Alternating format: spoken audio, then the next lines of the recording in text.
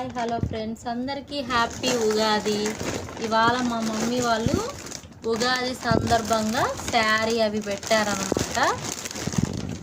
Sari, fruits,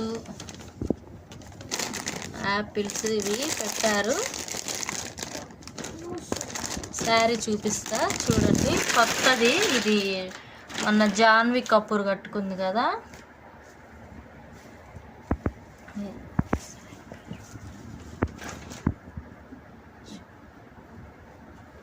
ఈ శారీ పేరు వచ్చేసి, ఇది బ్లౌజు, ఇది ఇలా వచ్చింది బ్లౌజు. ఇవి హ్యాండ్స్కి వచ్చాయి. టిష్యూ శారీ.